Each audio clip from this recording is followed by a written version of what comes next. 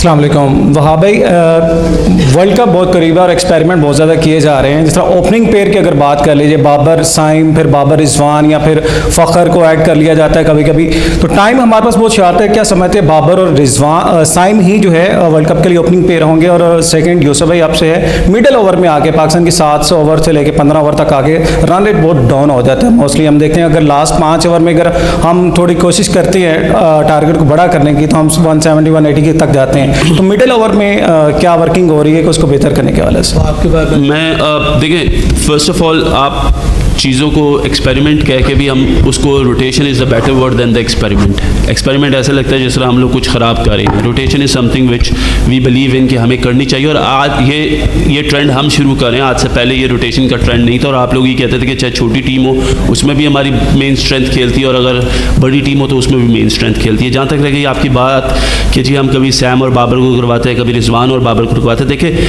जब आप टीम बनाते हैं ना, तो यू आइडेंटिफाई कि आपके जो मेन प्लेयर है या जिन प्लेयर्स पे आप ज़्यादा अपने आप को या टीम डिपेंड कर सकती है, वो नो डाउट इस वक्त बाबर और रिजवान है।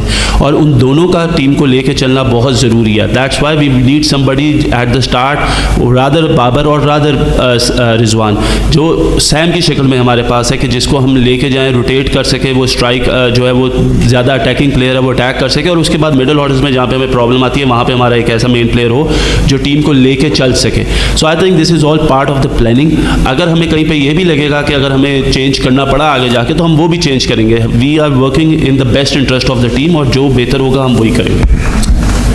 तो मेरे से आपका क्वेश्चन था, बड़ा ज़बरदस्त क्वेश्चन है, और डाटा में सारी चीज़ें हैं, और इस पे हमारी बात भी हुई है, और इस पे हम काम भी कर रहे हैं। इसके लिए मैंने अभी भी जो मैचेस हो रहे थे उसके दौरान जो प्रैक्टिस सेशन थे, उसमें कुछ ऐसी शॉटें हैं जो हमें खेलनी चाहिए। मिडिल ओवर में इनोवेशन करनी चाहिए। ये 7 से 15 या 20 ओवर तक आपको ऐसी शॉट्स खेलनी है। स्कूप है, रैम्प है, सीधी उल्टी स्वीप शॉट है, एक्स्ट्रा कवर सीधी बिल्कुल स्क्रीन में मारनी चाहिए अगेंस्ट स्पिनर्स के। कि यही ओवर्स हैं जहाँ पे हमने रन्स करने, और ये प्लान किया हुआ है मैंने, और ये मैंने हेड कोच को भी बताया था। हमने उस पर काम भी किया था थोड़ा सा, चूँकि पहले ये हुआ नहीं हुआ, तो अब नई चीज़ है इनके लिए, क्योंकि ये बहुत कम लड़के हैं जो स्वीप शॉट खेलते हैं, ना सीधी उल्टी दोनों नहीं खेलते। ये चीज़ें हमने करवानी, और इंशाल्लाह साथ साथ ये चीज़ें होती रहेंगी। और एग्जीक्यूट तो इन्होंने करना है, हम करवा सकते हैं। जैसे क्वेश्चन आप कर रहे हैं, काम अंदर हमने करना है। और एक चीज़ और है कि जब तक आप फेलियर को ज़हन में रखेंगे ना, तो कोई चीज़ भी आगे नहीं चल सकती। हमने फेलियर के बगैर क्रिकेट खेलनी है। कोई भी क्रिकेट खेल रहे हैं, one day, T20 test. As a batsman मैं बता रहा हूँ कि जब मेरे दिल में ये होगा मैं आउट हो जाऊँगा, तो मैं आउट हो जाऊँगा। इस तरह की क्रिकेट हमने नहीं खेलनी, और इंशाल्लाह ये लड़के आगे चल के ये सारी चीज़ें कर रहे हैं। ऐसा ऐसा कोशिश हम कर रहे हैं, तो इंशाल्लाह बेहतरी आएगी आगे। प्लीज़ क्वेश्चन एक एक करिएगा, क्योंकि we have short time. Abbas, Qadir और अच्छा, ये मेरा सवाल वहाब रियाज से है। हारिस रऊफ जो है वो फॉर्म और फिटनेस के मसाइल का शिकार थे, और इंजरी फिर ज़ाहिर है PSL में उनकी हुई। अब कोई ऐसी उन्होंने क्रिकेट नहीं खेली कि हम तय कर सकें कि वो रिदम में हैं या नहीं। बिल्कुल, I do agree with you जी। और देखें, जिस तरीके से उसने बॉलिंग शुरू कर दिया है, उसके बॉलिंग लोड्स जो हैं वो हमने स्टार्ट कर दिया है, which is a very positive sign.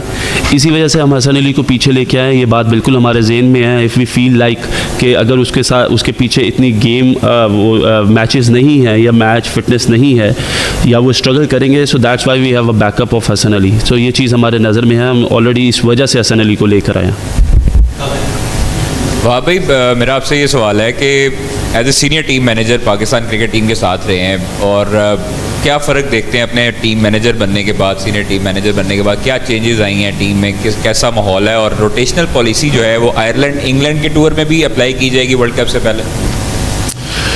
देखिए, as a manager you know obviously काफ़ी चीज़ें जो हम बेहतर कर रहे हैं, और ऑब्वियसली सबसे पहले तो कंफर्ट लेवल जो है प्लेयर्स का वो बहुत ज़रूरी है। उनके जहन से ये चीज़ें, जिस तरह यूसुफ भाई ने कहा कि एक डर है जो चीज़ों का, कि फेलियर का डर है, वो निकालना है।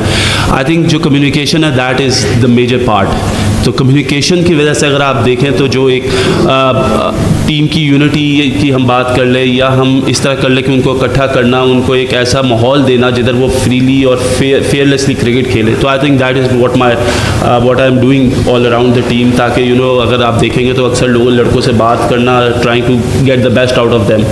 वो चीज़ों में है। और जहाँ तक रह गई आपका दूसरा सवाल था रोटेशन पॉलिसी, देखें आयरलैंड की टीम हमारे पास है, मोस्ट प्रोबेबली आई थिंक अगर हमें ज़रूरत पड़ी कोच और कप्तान को, अगर ये फील हुआ कि हमें कुछ चेंजेस या उसमें भी करनी है तो हम उसमें भी ज़रूर करेंगे, डिपेंडिंग अपॉन के कोच और कप्तान क्या सोचते हैं, क्योंकि ग्राउंड में टीम उन्होंने खिलानी और वो लड़वाते हैं। तो आई थिंक जो भी होगा वो सबके सामने होगा और जो भी होगा वो पाकिस्तान के हक़ में बेहतर होगा।